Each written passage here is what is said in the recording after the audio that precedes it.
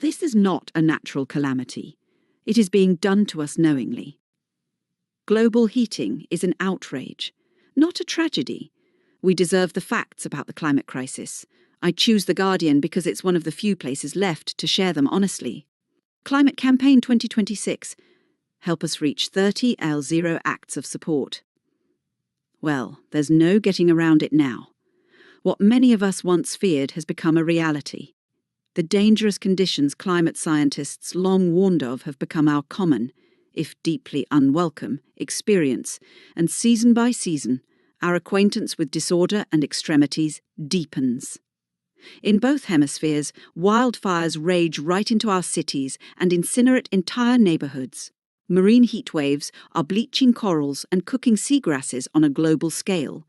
This northern summer has brought temperatures most Europeans associate with the Australian desert. Heat events in Europe have paralysed whole countries, destroyed infrastructure and killed citizens in their thousands. Such is life at barely 1.5 C of heating since pre-industrial times. We keep telling ourselves this is the new normal. But the awful truth is we're on track for nearly twice this. That's tough to digest. Climate Campaign 2026 helped The Guardian reach 30 L0 acts of support. In 2024, I published a novel, Juice, about a world that has lurched beyond even the horror zone of 3C of heating. Many readers told me the book was terrifying. Some felt it was prophetic. And while I appreciate having galvanised a few readers and helped them imagine the consequences of what's still being done in our names, I hope to God they're wrong about the book's visionary aspect. Because the world of Juice is a nightmare. It's what I fervently hope we will not pass on to our descendants. My book was published into a strange cultural malaise from which we have not yet recovered. It feels like a debilitating communal illness whose symptoms include febrile delirium, visceral rage, and a kind of nihilistic lassitude. But among the afflicted, you sense a terrible thirst and hear a babble of confusion and also many plaintive cries of yearning. What sufferers thirst for is honest information. What they are addled by is the tide of bullshit that besets them. What they yearn for is solidarity and common purpose. View image in full screen. There are those who have come to think of global heating as an inevitable fact, a tragedy, if you will.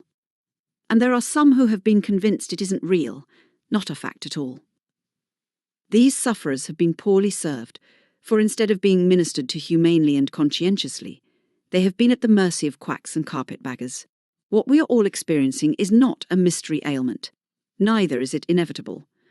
And it's sure as hell no tragedy, it's an outrage. Only those who have been coached into crippling delusion can continue to deny the very heat that torments them. They are victims of gross malpractice. There's nothing accidental or inadvertent about what we're all suffering through together. We've had enough time now and have sufficient expertise to understand that this is not a natural calamity.